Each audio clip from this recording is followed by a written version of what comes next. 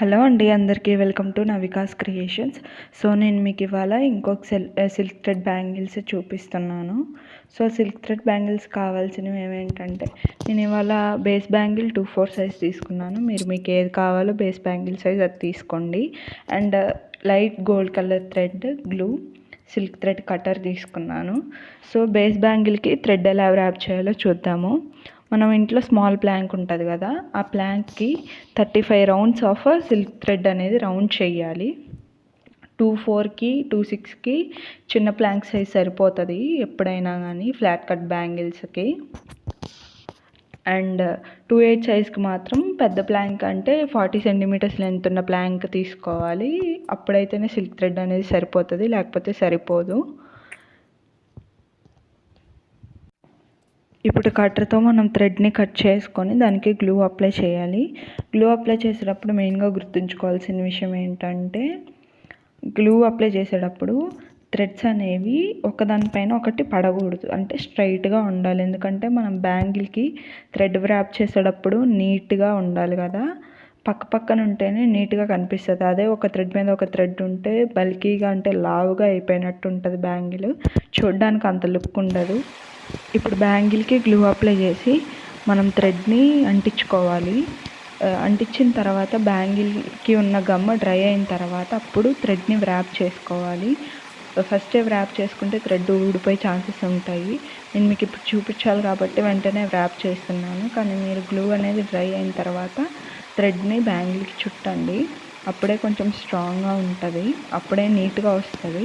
Thread అనేది ఒకదానిపైన ఒకటి పడకుండా సైడ్ బై సైడే దాన్ని నీట్గా అనుకుంటూ కిందకి స్ట్రైట్గా చుట్టాలి, లేకపోతే కుచ్చులు వచ్చేస్తాయి, అంత నీట్గా కనిపించదు. వీడియోలో చూపిస్తున్నట్టు మెలికలు అనేవి తీసేసి ఏమన్నా చిక్కులు లాంటివి ఉంటే తీసేస్తూ థ్రెడ్ని వ్రాప్ చేసుకోవాలి.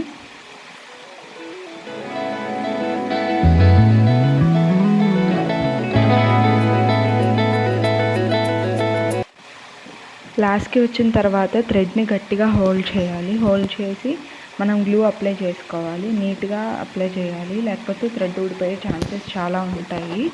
చూడండి, నేను అలా అప్లై చేస్తున్నాను. థ్రెడ్స్ అన్నీ గట్టిగా హోల్డ్ చేసి గ్లూ అప్లై చేసిన తర్వాత గట్టిగా ప్రెస్ చేస్తున్నాను ఆ గ్లూని, అన్ని థ్రెడ్స్ కంటేటట్టు. మీరు కూడా అలానే చేయండి, లేకపోతే థ్రెడ్స్ ఊడిపోతాయి.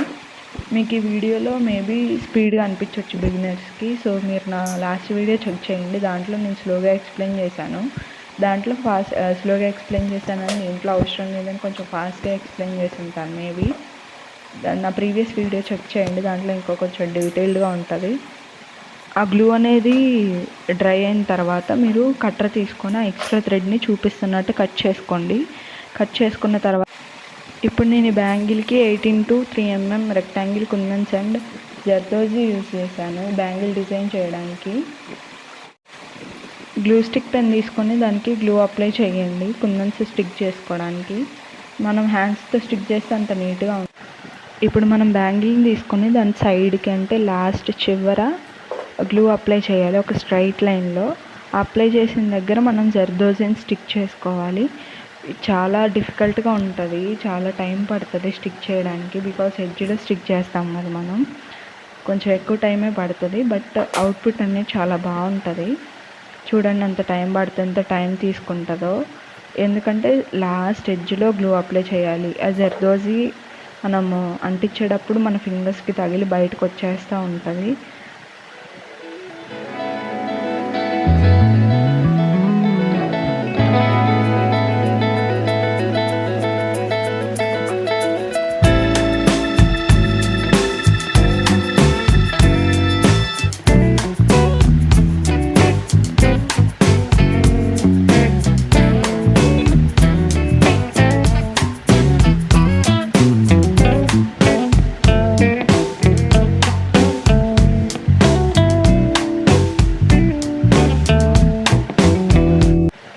ఇప్పుడు మనం అదే బ్యాంగిల్కి ఇంకో సైడ్ మళ్ళీ గ్లూ అప్లై చేసి మళ్ళీ జర్దోజీని స్టిక్ చేసుకోవాలి.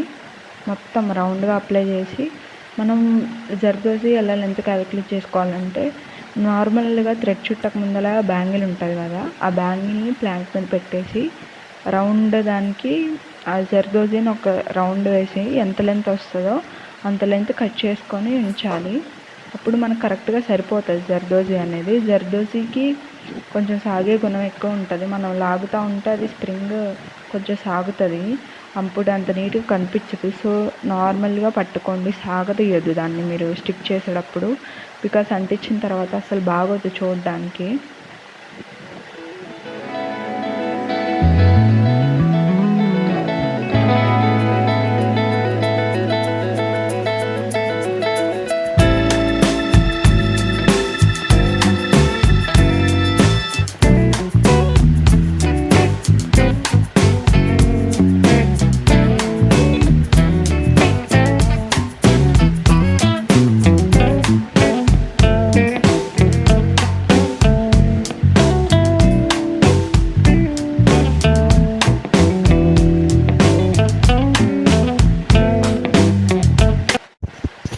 ఇప్పుడు మనం అదే బ్యాంగిల్కి మిడిల్లో మళ్ళీ గ్లూ అప్లై చేసి మన రెక్టాంగిల్ కుందన్స్ ఉన్నాయి కదా, రెక్టాంగిల్ కుందన్స్ సైజు 3x8 mm ఆ కుందన్స్ని మధ్యలో స్టిక్ చేసుకోవాలి నీట్గా.